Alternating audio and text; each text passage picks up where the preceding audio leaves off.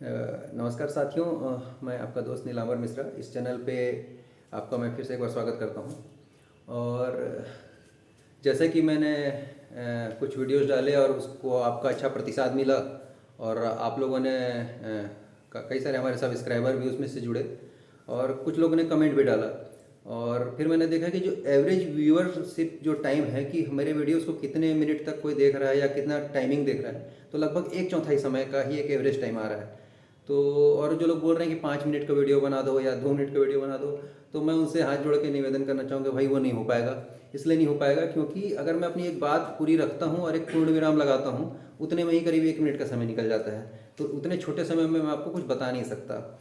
और जिन लोगों को ऐसा महसूस हो रहा है कि छोटे छोटे वीडियो आने चाहिए, उनकी प्रॉब्लम ये है कि उसको कहा जाता है attention deficit syndrome.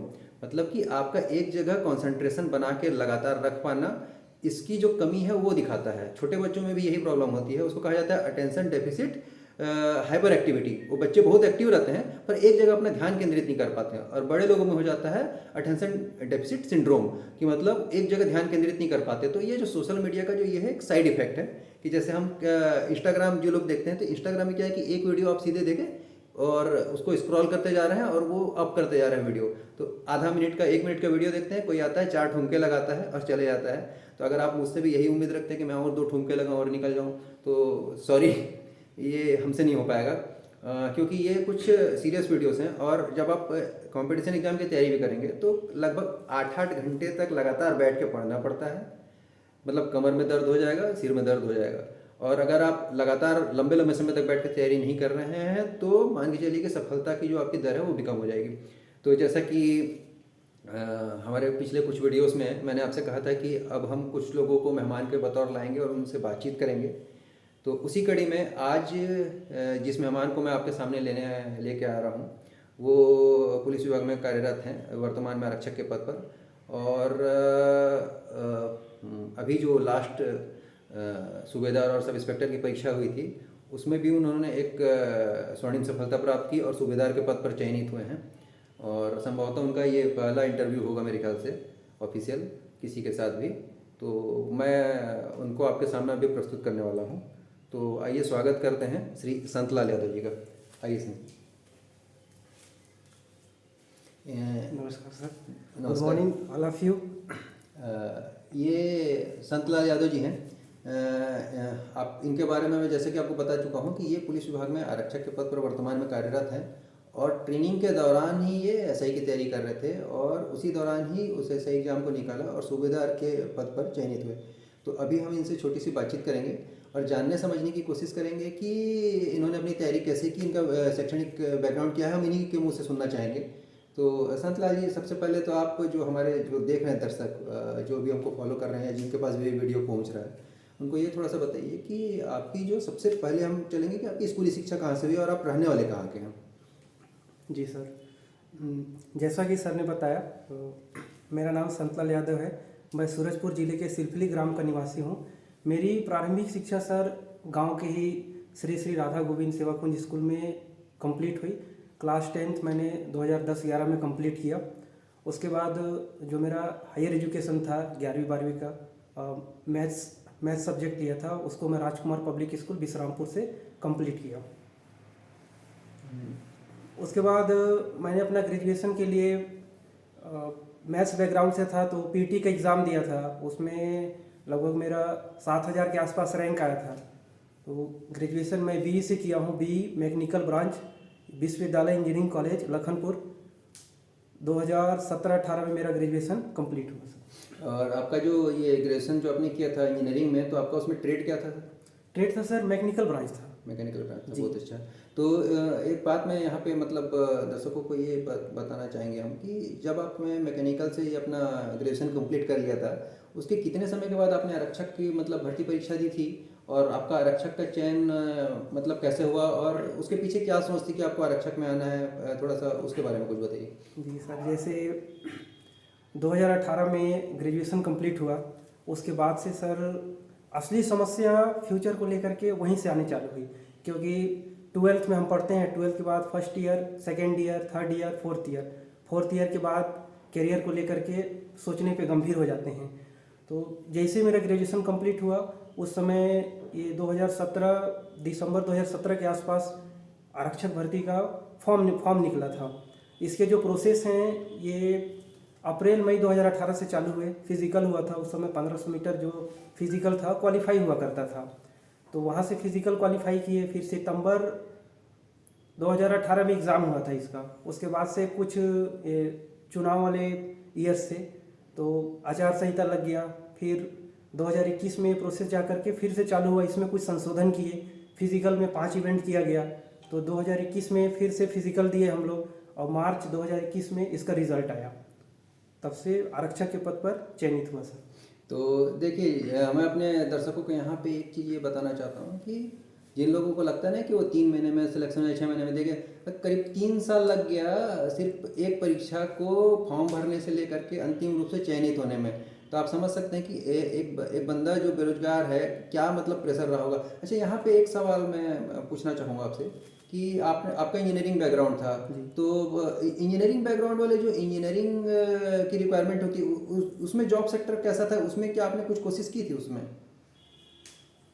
Private sector में सर मेरे दोस्त लोग गए, पावर प्लांट वगैरह में काम किए, तो उनसे बात होती थी, तो उसको देख करके मैं अपने आप को सेटिस्फाई नहीं कर पा रहा था। मेरे को ये लगा कि नहीं, मैं और पढ़ाई कर सकता हूँ, तो मैं इधर सिविल विभाग में आके तैयारी किया।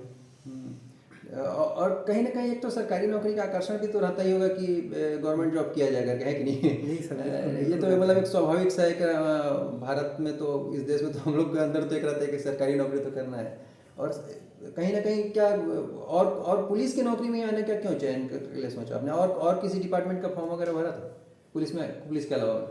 सर ये सब इंस्पेक्टर मेरा ड्रीम जॉब था।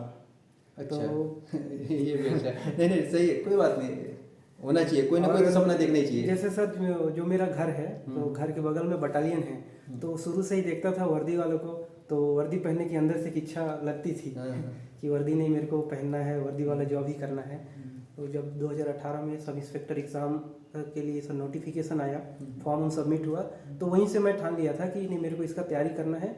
और तैयारी करना नहीं है, मेरे को पूरा संपूर्ण समर्पण के साथ इस एग्ज़ाम के लिए मतलब डेडिकेटेड होकर मैं तैयारी किया। अच्छा, तो आप जब एसआई के लिए कर रहे थे तो फिर आरक्षक का क्यों भर दिया फिर आपने? सर ग्रामीण परिवेश से हैं, घर की थोड़ा फाइनेंशियल स्थिति भी ठीक नहीं था, तो सब दोस्त लोग फॉर्म भर रहे थे तो मैं भी भर दिया और एक टेस्ट की तरीके से इसको लिया।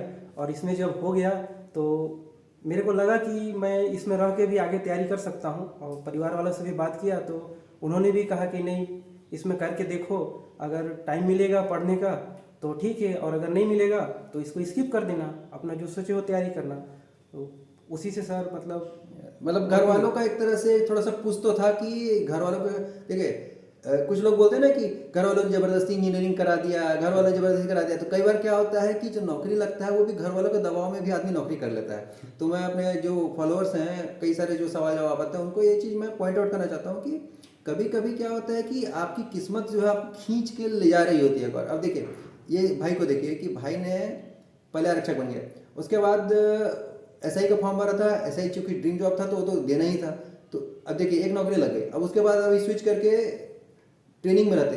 तो यहाँ पे मैं जो अपने फॉलोअर्स हैं या फिर जो पुलिस विभाग के भी जो बंदे देख रहे होंगे, कुछ आरक्षक लोग भी एसआई का एग्जाम देते हैं, उनके लिए कुछ बताना, मतलब जानना चाहूँगा कि ट्रेनिंग में रहते हुए आपने मतलब कैसे करके तैयारी की? क्योंकि जो पुलिस की ट्रेनिंग होती है बहुत कठिन ट्रेनिंग होती है। हमने देखा है कि सुबह से पूरा शाम तक पूरा शरीर को थका देते हैं, तोड़ देते हैं पूरा शरीर। तो उस दौर में आपने मतलब तैयारी कैसे करके की ट्रेनिंग के टाइम में? क्योंकि आरक्षक तो आप बन चुके थे, आरक्षक बनने के बाद फिर आप रिटर्न की भी तैयारी, जो एसआई की रिटर्न की तैयारी थी, आप ट्रेनिंग के दौरान ही किए थे? सर ये सब इंस्पेक्टर तैयारी का अधिकांश समय मेरा ट्रेनिंग में ही गुजरा है। अच्छा, जो लिखित परीक्षा वगैरह हुई थी जब आप ट्रेनिंग में थे उसी दौरान हुई थी? यस सर, मेंस हो गया, फिजिकल इंटरव्यू सब ट्रेनिंग सेंटर में ही होते हुए भी मैं मतलब वहीं से दिया हूँ। और प्रारंभिक परीक्षा जो थी एसआई की वो सब सर सब वो ट्रेनिंग के दौरान? जी, प्री मेंस। तो यहाँ पे मैं मतलब थोड़ा सा अपने दर्शकों को ये बताइए कि आपने समय को कैसे करके किया, मतलब आपने मैनेज कैसे किया ये चीज़ें? क्योंकि देखिए आप इंजीनियरिंग बैकग्राउंड से थे और मानविकी के सब्जेक्ट रहते हैं, हिस्ट्री, साइंस और जीके जैसे सब्जेक्ट बहुत सारे पढ़ने पड़ते हैं, जो कि एक इंजीनियरिंग बैकग्राउंड वाले के लिए एकदम नया रहता है। और अधिकांश सवाल सब इंस्पेक्टर में इसी से पूछे जाते हैं क्योंकि इंजीनियरिंग का एग्जाम तो होता नहीं है। तो थोड़ा सा ये बताइए कि आपने समय को कैसे करके अपना मैनेज किया, थोड़ा सा वो बताइए, हो सकता है इससे कुछ लोगों को और प्रेरणा मिल सकती है। सर जब हम, मेरा ऐसा मानना है, पर्सनल ओपिनियन है मेरा, कि जब हम कंपटीशन एग्ज़ाम में आते हैं तो हमको सर ये पता होना चाहिए कि क्या पढ़ना है और क्या नहीं पढ़ना है, कि किस चीज़ को हमको एक्सेप्ट करना है, किस चीज़ को रिजेक्ट करना है। तो मेरे साथ भी वही समस्या था। मेरा एक प्लस पॉइंट ये था कि मैं मैथ्स बैकग्राउंड से था, तो मेरे को जो मैथ्स, रीजनिंग, एप्टीट्यूड के जो पेपर हैं वो मेरे लिए थोड़ा सा ईजी थे। लेकिन जैसे कि आपने बताया कि हिस्ट्री हो गया, पॉलिटी हो गया, जियोग्राफी हो गया, वो सब मेरे बैकग्राउंड से अलग हट के थे। तो मैंने उन सब्जेक्ट को अलग से डिसाइड किया कि इसके लिए मेरे को इतना टाइम देना है। और मैं छोटे छोटे टारगेट सेट करके रखता था कि जैसे आज रात को अपना कल का दिन का पूरा टारगेट आज रात को ही सेट कर लेता था कि कल मेरे को दिन भर में क्या पढ़ना है, क्या नहीं पढ़ना है। और ट्रेनिंग सेंटर में से सर, पुलिस की ट्रेनिंग में बहुत बिजी शेड्यूल होता है, उस बीच में 3 घंटा 4 घंटा डेली टाइम निकाल करके पढ़ा करता था। अच्छा, यहाँ पे देखिए, यहीं पे एक मैं पॉइंट आउट करना चाहता हूँ। हम लोग अभी नदी पार करने वाला एक वीडियो डाले थे, आपने देखा होगा, उसमें जो बंदा दिख रहा है वो यही बंदा है। तो उस टाइम हम लोग चुनाव की ड्यूटी में थे, उस वक्त मेरे ख्याल से रिजल्ट नहीं आया था ना अपना, नहीं आया था। रिजल्ट नहीं आया था। तो जब मैं उस वीडियो को डाल दिया तो सडनली थंबनेल पे इसका चेहरा आया, तो मैं खुद भी वीडियो को पूरा नहीं देख पाया था। जब अपलोड होने के बाद देखा, मतलब यार अरे ये तो ये करके। तो फिर देखिए क्या होता है कि उस वक्त तो ट्रेनिंग था, हम ड्यूटी भी कर रहे थे, और उस वक्त पूरा फाइनल रिजल्ट नहीं आया था। तो चर्चा हुई थी एक बार कि हाँ दिया हूँ करके बताया भी था इसने, लेकिन तब तक ये रिजल्ट नहीं आया था। बाद में फिर जब फाइनली सारा ट्रेनिंग खत्म हो गया और ये लोग को बिल्कुल ऑन ड्यूटी आ चुके थे और नौकरी चालू हो गई थी इधर रेगुलर इनकी, उसके बाद रिजल्ट आया है। तो सोचिए कितना लंबा समय रहता है एक परीक्षा का फॉर्म भरने से लेकर रिजल्ट आता तक, इस बीच में आदमी अपनी यात्रा और उसका सफर चलते रहता है। तो जो कहा जाता है ना कि destination is not important, journey is important, बस कुछ ऐसे ही है ये कॉम्पिटिशन एग्जाम। बीच में अगर आपको कोई एक सफलता मिल गई, एक पड़ाव है, आरक्षक बन गए, फिर यात्रा जारी है, फिर अगला पड़ाव आया, फिर सब इंस्पेक्टर बन गए, या जैसे भाई के केस में सूबेदार बन गए, तो वो अगला पड़ाव हो गया। अब हम ये नहीं बोल सकते ना कि भाई यहीं रुकेगा करके, भाई का अभी पूरा जर्नी बाकी है। तो हो सकता है आप भाई के डीएसपी बनने के बाद हम फिर एक और इंटरव्यू लेंगे कि भाई डीएसपी कैसे बन गया बताओ करके। तो उम्मीद करते हैं कि आगे ऐसा भी जाए। तो यहाँ पे, और जैसा कि समय प्रबंधन को लेकर अभी एक बात उठी, ये बहुत इंपॉर्टेंट है कि आपको समय बांधना पड़ेगा। 24 घंटा जो दिन का आपका समय चक्र है, वो आपके पास अलग से कोई समय नहीं आने वाला। आपको इसी 24 घंटे में नहाना धोना, खाना पीना, अपने नित्य कर्म, अपने दैनिक रोजमर्रा की जो जरूरत है उसके काम करके, और अगर आप कुछ काम धंधा करते हो अर्थोपार्जन के लिए, वो करते हुए इसके बीच समय निकालना है। तो पुलिस की कड़ी ट्रेनिंग में अगर एक आदमी कर सकता है, तो आप ऐसा क्या कर रहे हो कि आप 2 घंटा 4 घंटे का समय नहीं निकाल रहे हो? ये इंपॉर्टेंट है ना। तो ये समय प्रबंधन ये इंपॉर्टेंट है। और जैसे एक और बात पॉइंट आउट की थी कि जो क्या पढ़ना है और क्या छोड़ना है, तो इसी चीज़ को मैं बार बार बोलता हूँ कि मोल करो तलवार का, पड़े रहने दो म्यान। क्योंकि तलवार का ही आप मोल करेंगे भाई साहब, और म्यान के बारे में हिसाब किताब, मतलब कि क्या मेन चीज़ है, क्या करना है और क्या छोड़ना है। ठीक है। अच्छा, यहाँ पे मैं थोड़ा सा और जानना चाहूँगा कि करंट अफेयर्स वगैरह की तैयारी आपने कैसे कर ली थी? करेंट अफेयर्स के लिए सर सबसे बेस्ट होता है न्यूज़पेपर। क्योंकि मैं ट्रेनिंग सेंटर में था तो वहाँ न्यूज़पेपर अवेलेबल नहीं हो पाता था, और मेरे पास उतना टाइम नहीं था कि मैं आधा घंटा न्यूज़पेपर पढूं। तो यूट्यूब पे डेली करंट अफेयर्स के वीडियो देखता था। तो 10 मिनट 15 मिनट का वीडियो आता था, उसको दिन में 2 बार देखता था। मतलब 24 घंटे में एक वीडियो को 2 बार देखता था, और प्लस 1.5 स्पीड करके देखता था या 2x स्पीड में करके देखता था। तो उससे मेरा बेनिफिट ये होता था कि 20 मिनट का वीडियो 10 मिनट में कंप्लीट हो जाता था। तो देखिए ये एक और नई चीज़ ना, ये वाली बात पहले हमारे भी चर्चा नहीं हुई थी, लेकिन ये जो 2x स्पीड है ना, ये एक फीचर है। अभी कुछ दिन पहले मैं एक स्टैंड अप कॉमेडी देख रहा था, तो उसमें एक बंदा था जिसको रेटिना का कुछ प्रॉब्लम था। तो वो भी क्या करता था कि उसने अपना जो यूट्यूब सर्च करता था, तो वो 4x की स्पीड में देखता था। तो वो एक स्पेशल एबिलिटी है किसी की भी, मतलब वो एक स्पेशल फीचर है आदमी का कि मतलब वो उतने हाई स्पीड में भी काम की चीज़ों को पकड़ना। तो जैसे अभी इसने बताया 2x स्पीड, क्योंकि कई बार चीज़ें बहुत स्लो बताई जाती हैं, लेकिन हमारे पास तो टाइम कम है ना, तो हम अपने हिसाब से चीज़ों को एडजस्ट करते हैं। तो करंट अफेयर्स। अच्छा, इसके अलावा आपने कुछ मैगजीन वगैरह पढ़ाई की थी? मैगजीन सर ईयरली जो आता है 6 महीना में या साल भर में आता है, ये BK नायक सर का आता है, और एक अर्जुना पब्लिकेशन का आता है। इसका जो वार्षिक हो गया या 6 महीना हो गया, तो इनका बीच बीच में निकलते रहता है। तो इनको लेकर के मतलब जो मेन टॉपिक हैं ये सब यहाँ से वो करते थे। नहीं, अच्छी बात है। यहाँ पे फिर मैं अपनी एक बात जोड़ूंगा कि जैसे अभी इन्होंने तो कुछ 1-2 नाम लिए कि जो इनको मिल गए थे। आप अपने आसपास देखेंगे तो ऐसे कई पब्लिकेशन आज के दिन उपलब्ध हैं, एक दो ही नहीं, और भी कई पब्लिकेशन उपलब्ध हैं। जो भी आपको आपके नज़दीकी मिलता है, आप एक बार उसको क्रॉस चेक जरूर कर लीजिए कि उसमें उसकी क्वालिटी कैसी है, और मतलब उसमें तथ्यात्मक त्रुटियां तो नहीं हैं, इसको जरूर ध्यान दीजिए।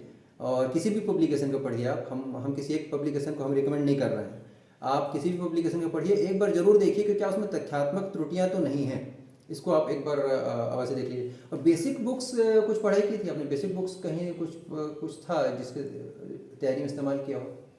बेसिक सर, बुक्स के पीछे सर क्या होता है, कंपटीशन एग्ज़ाम में हम नए नए जाते हैं कंपटीशन फील्ड में, तो हमारे सामने सबसे बड़ी समस्या होती है कि कौन सा बुक्स पढूं। मैं ये बुक पढ़ रहा हूँ, मेरा दोस्त बोलेगा कि ये बुक अच्छा है, ऐसे करके शुरू में बहुत भटका, लेकिन बाद में भटकने के बाद समझ में आया। मेरी सिस्टर से मैं पूछा, वो खुद पीएससी में सेलेक्टेड है, तो बताई कि इधर उधर पढ़ने से कोई मतलब नहीं है। मेनली सर मैं लूसेंट का जो भारत सामान्य ज्ञान का बुक आता है इंडिया जीके का, उसको मेरे को लगता है मैं 8 से 10 बार कंप्लीट किया हूँगा। मतलब वो बुक मेरे लिए रामबाण साबित हुआ। और ऑब्जेक्टिव लगाता था तो ऑब्जेक्टिव सर मैं सेपरेट घटना चक्र से लगाता था। देखिए, फिर ये हर किसी की अपनी अपनी पसंद होती है, लेकिन मैं जैसा जब मैं तैयारी करता था तो मैं बहुत सारी किताबों से करता था। जी। मतलब मैं किसी एक पर्टिकुलर किताब का नाम ले ही नहीं पाऊंगा कि मतलब ये एक किताब को देख लीजिए होगा, क्योंकि जब हम लोग तैयारी करते तो मैंने बेसिकली तैयारी चालू की थी, एनडीए के तैयारी चालू की थी, तो एनडीए का सिलेबस काफ़ी फैला हुआ रहता है, यूपीएससी का सिलेबस रहता है, और वो नेशनल पॉइंट ऑफ व्यू से रहता है, राष्ट्रीय घटनाओं और अंतर्राष्ट्रीय घटनाओं को ज़्यादा जोर देता है क्षेत्रीय और राज्य के घटनाक्रम की तुलना में। तो उसका जो सिलेबस रहता है काफ़ी ब्रॉड रहता है, तो हम उसके पॉइंट ऑफ व्यू से तैयारी करते थे। जब सब इंस्पेक्टर की तैयारी मैं कर रहा था तो मुझे सिर्फ राज्य वाले पे ज़्यादा जोर देना पड़ा कि छत्तीसगढ़ का जो सामान्य अध्ययन था, और उस हिस्से को करने के लिए ज़्यादा मेहनत करनी पड़ी। बाकी तो नेशनल की तैयारी कर ही रहा था। तो मैं खैर अपनी बात फिर कभी करूँगा कि मतलब मैंने कैसे किया था। आज तो क्या है, अपने जो मेहमान हैं हम इनकी तैयारी देखें, इसीलिए मैं जब पिछले वीडियो में भी आपसे कह रहा था, कभी फिर बोल रहा हूँ कि अपने मुँह मियाँ मिट्ठू तो मैं बनते रहूँगा क्योंकि मेरा चैनल है, ठीक है। लेकिन अभी क्या है कि जो हमारे मेहमान आएंगे वो आपको बता रहे कि उन्होंने क्या किया था। तो कोई सफलता के सबके अपने रास्ते हैं, ठीक है। नदियाँ कहीं से भी निकले, सब जाके समुद्र में ही जाके मिलना है। तो समुंदर है आपका सफलता, आखिरी छोर जहाँ पहुँचना है, बाकी आप रास्ता कोई सा भी पकड़िए। तो इसीलिए अलग अलग लोगों से हम जानने की कोशिश करें कि उन्होंने क्या किया। तो मैं पर्टिकुलरली किसी एक किताब को रिकमेंड नहीं करता हूँ कभी भी, लेकिन क्या है कि सामने वाले ने जो किया वो उनका सच है। तो आप, और उन्होंने एक बात और कही है, अगर किसी ने ध्यान ना दिया हो, कि उसको 10 से 12 बार करके रख लिया, ठीक है। मतलब क्या था कि लूसेंट की किताब पकड़े जरूर, बट उसको बार बार किया, तो जो उसका ठोस नॉलेज है वो अपने पास आ गया। और जैसा हम लोग बचपन में कहावत सुनते थे, रसरी आवाज जात से सिर पर होत निशान, तो बस ऐसा ही है। बार बार जब आप किसी चीज़ को पढ़ रहे हैं तो वो धीरे धीरे करके दिमाग में छपने लगता है। तो कुछ फैक्ट्स जो हैं जो आपके स्थायी होते चले जाएंगे। तो ये था। और आगे फिर ये जैसे आप सूबेदार बन चुके हैं, तो अभी तो आप लोग का मेरे ख्याल से मेडिकल वगैरह सारा खत्म हो चुका है, जहाँ तक जानकारी मिली हम लोग को। जी सर, मेडिकल और अब शायद सिर्फ बस ज्वाइनिंग बाकी है अभी इन लोग की। जी। तो किसी भी समय इन लोग अब ज्वाइनिंग का इनका लेटर आएगा, ये जाके ज्वाइन करेंगे ट्रेनिंग के लिए। तो फिर उसके बाद फिर देखेंगे कि ट्रेनिंग कैसे होती है, और उस पर फिर आगे उसके ऊपर बात करेंगे। लेकिन इस बीच में मैं एक चीज़ जानना चाह रहा हूँ कि क्या अभी आपने पीएससी का फॉर्म वगैरह भरा है? पीएससी सर अप्लाई नहीं कर पाया। ये नौकरी का एक ये भी साइड इफेक्ट होता है कि जब आप बिजी रहते हैं ना, तो कई बार कुछ चीज़ें छूट जाती है। तो आगे पीएससी देने का कोई इरादा रखते हैं? नहीं सर, बिल्कुल तैयारी करूँगा। मतलब जो भी समय मिलेगा ना तो उसको पढ़ाई पे लगाना है।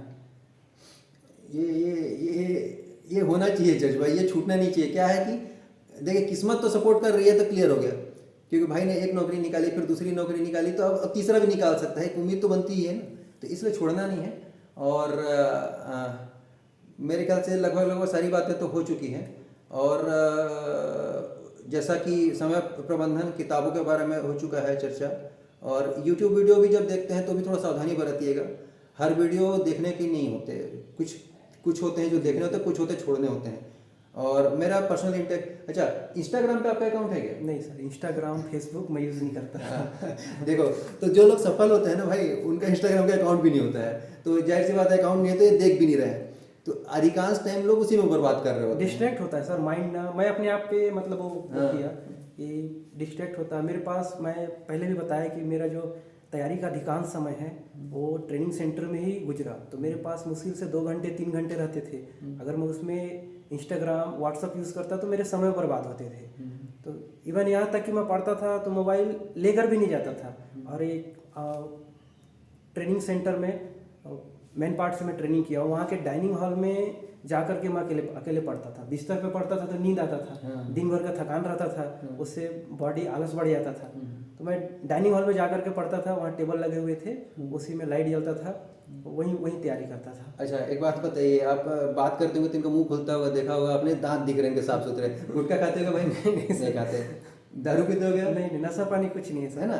तो आपको मैं एक चीज़ और यहाँ पे बताना चाहता हूँ कि जो लोग सफल होते हैं ना भाई, वो लोग, उनको उनके अंदर ना सफलता के लिए जो मेहनत का नशा होता है ना, वो होता है, ठीक है। और वो गुटखा खा के मुंह गंधा के अपनी पर्सनैलिटी बर्बाद करने में यकीन नहीं रखते। हम लोग नशे के सख्त खिलाफ वाले लोग हैं, तो हमारे विचार मिलने का भी जो एक रीज़न है ना, वो भी एक ये है कि एक दूसरे को जो हम लोग पसंद करते हैं ना, लोगों इंसानों को, कि हाँ ये साफ सुथरा, इसके मुंह से बदबू नहीं आ रही है, बात कर रहा तो गुटखा तो नीचे टक रहा है इसके मुंह से। तो देखिए, नशा पानी से दूर रहना बहुत जरूरी है, ठीक है। अगर आप नशा पानी से दूर रहेंगे तो आपके दिमाग की जो स्थिरता है वो बनी रहेगी और दिमाग में फालतू के विचार नहीं आएंगे। तो ये भी है, एक पर्सनैलिटी भी डेवलप होता है। पर्सनैलिटी बहुत इंपॉर्टेंट चीज़ है। तो ये पर्सनैलिटी डेवलपमेंट जब आप इंटरव्यू में जाएंगे ना किसी एग्जाम में, तब वहाँ पे इसका अंतर पता चलता है, बेनिफिट मिलता है, बहुत बेनिफिट मिलता है, ठीक है। बातचीत करें, इतना सिंपल बैकग्राउंड है इस आदमी का कि मतलब कि बहुत बड़े बुद्धिजीवी, पीएचडी किया हुआ है, स्कॉलर या कोई मतलब बड़े यूनिवर्सिटी से नहीं है भाई, हमारे लोकल यहीं सरगुजा के स्कूल कॉलेज से पढ़े हुए, इंजीनियरिंग किए हुए और अपने दम पे तैयारी किए हुए आदमी, जो कि खुद की तैयारी ना, कोई पुलिस ट्रेनिंग में थे तो किसी कोचिंग को ज्वाइन करने का कोई टाइम नहीं था मेरे ख्याल से, है नहीं है। तो वो ये देखिए कि मतलब खुद से अपने तैयारी के दम पे इंजीनियरिंग बैकग्राउंड का बच्चा आके मानविकी के विषयों की तैयारी करके एक कॉम्पिटिशन एग्जाम फेस करके क्लियर करके निकाला और सूबेदार बनना, मतलब टॉप रैंकर्स है ना ये।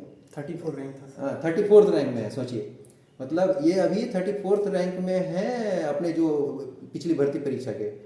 तो हीरा है भाई हमारा ठीक है। तो आप भी कोशिश कीजिए कि आपको भी अपने जो कमजोरियां हैं उसको छोड़ना है, अपनी बुरी आदतों को छोड़ना है, आलसीपने को छोड़ना है। और ये जो ना 2-2 मिनट की वीडियो देख के टाइम पास करेंगे भाई, वो नहीं होने वाला, ठीक है। आपको बैठना पड़ेगा, घंटों बैठ के पढ़ना पड़ेगा, ठीक है। रही बात मेरे यूट्यूब वीडियोस पे आके कितना टाइम आप बिताते हो, वो मेरे लिए मैटर नहीं करता, क्योंकि हमारा तो क्या है ना कि हमने बस जो करना था कर लिया जीवन में। अब हम नेकी कर दरिया में डाल, हमने नेकी करे और डाल दिए यूट्यूब पे, जिसको देखना है देखो, नहीं देखना मत देखो, लेकिन भैया अपने पढ़ाई लिखाई करो, वो इंपॉर्टेंट है, ठीक है। तो आपकी जो पढ़ाई लिखाई है वो आपको सफलता के रास्ते तक लेके जाएगी। और सिर्फ टाइम पास करने वाले वीडियोस और मनोरंजक और वो ये सब बातें जो है ना, वो उससे आपको कोई सफलता नहीं मिलने वाली, कोई शॉर्टकट नहीं होता सफलता का, ठीक है। तो इसको बस यहीं तक मैं रखना चाहूँगा। सर ये लास्ट में कुछ बोलना चाहता हूँ। हाँ ठीक है, चलिए। ये मेनली सब इंस्पेक्टर एग्ज़ाम जो अभी फॉर्म भराए हैं उनके लिए मैं बोलना चाहता हूँ कि जिनको तैयारी करना है या जो तैयारी कर रहे हैं वो पूरा 100% डेडिकेटेड होके कीजिए। सबसे पहले आप लोग क्या कीजिए, सिलेबस उठाइए, सिलेबस में देखिए क्या पढ़ना है क्या नहीं पढ़ना है, क्योंकि हमारे सामने यही चीज़ है। जीएस जो है वो एक समुद्र की तरह है, उसमें से क्या पढ़ना है क्या छोड़ना है। मेन समस्या हमारे पास ये है कि हमको कितना पढ़ना है और किसको छोड़ना है। तो ये चीज़ क्लियर तब होती है जब हम पिछले 4-5 साल ईयर के क्वेश्चन पेपर उठाते हैं, वहाँ से हमको पता चलता है कि इस टॉपिक से पूछ रहा है प्रश्न, इस टॉपिक से नहीं आ रहा है। तो इन सब चीज़ों को ध्यान रखना पड़ेगा और एक निश्चित टाइम टेबल बना लीजिए और उसको कंटिन्यूटी रखिए। कंटिन्यूटी रखेंगे तो सिलेबस ऑटोमेटिक कंप्लीट हो जाएगा और लगातार उस पर काम करते रहेंगे तो अंदर से कॉन्फिडेंस भी आता है कि मैंने इतना सिलेबस, यहाँ से क्वेश्चन आएगा तो हो जाएगा मेरा, यहाँ से क्वेश्चन पूछेगा तो कर लूँगा। और उन टॉपिक्स को छाटिए जो आपको लगता है कि नहीं मैं इसमें कमज़ोर हूँ, टेस्ट सीरीज वगैरह लगाइए, वहाँ पे देखिए कौन से क्वेश्चन फंस रहे हैं, उस टॉपिक को पहले उठाइए। तो ये छोटी छोटी बातों का ध्यान में रख के हम लोग एग्ज़ाम में अच्छा स्कोर कर सकते हैं। ये कुछ बातें थी जो मैं हो सकता है आने वाली वीडियोस में अपने कहूँगा, लेकिन ठीक है, ये मेहमान की तरफ से भी बात आ गई। देख लीजिए, दुनिया में मैं अकेला नहीं हूँ ये बातें बोल रहा हूँ, ठीक है। तो जो भी सफल होने वाला बंदा है उसका अप्रोच ही यही रहेगा। अगर आपको सफलता चाहिए तो अप्रोच तो भाई आपको अपना ठीक करना पड़ेगा, ठीक है। तो क्योंकि वीडियो हमारा काफ़ी लंबा हो चुका है, जो छोटा वीडियो तो फिर भी हम नहीं दे पाएंगे, ठीक है। तो उम्मीद करते हैं कि इस बातचीत से आपको कुछ तो फ़ायदा मिला होगा, कुछ रास्ता मिला होगा, कुछ एक जो लाइट हाउस वाले रहते हैं ना, कुछ लाइट तो पड़ा होगा आपके रास्ते पे कि हाँ क्या करना है, कैसे किया जा सकता है। और जो बिल्कुल नए हैं उनको भी कुछ फ़ायदा होगा, ऐसा उम्मीद करते हैं। और आने वाले वीडियोस में हम और कुछ मेहमानों को बुलाने की कोशिश करेंगे। कुछ लोक सेवा आयोग के जो परीक्षा निकाल चुके हैं, कुछ अधिकारी, कुछ नायब तहसीलदार, डिप्टी कलेक्टर, बात कर रहे हैं हम। क्या होता है कि इतना व्यस्त हो जाते हैं ना, मतलब जो हमारे अभी अधिकारी वर्ग भी, कि वो भी समय नहीं दे पाते। तो उनसे समय लेना भी अपने आप में एक बड़ा चुनौतीपूर्ण कार्य है। तो किसी तरीके से अगर उनसे समय मिल जाएगा तो हम उनसे भी बातचीत करेंगे कि उन्होंने क्या किया था सफलता के लिए और कैसे किया था, ये हम आपको दिखाएंगे। तो आज के लिए इतना ही, और फिर किसी अगले वीडियो में मिलेंगे, फिर कुछ और बातें करेंगे और अगले कुछ एग्जाम्स को लेके। तो तब तक के लिए फिर सायोनारा, धन्यवाद, और फिर मिलते हैं। ठीक।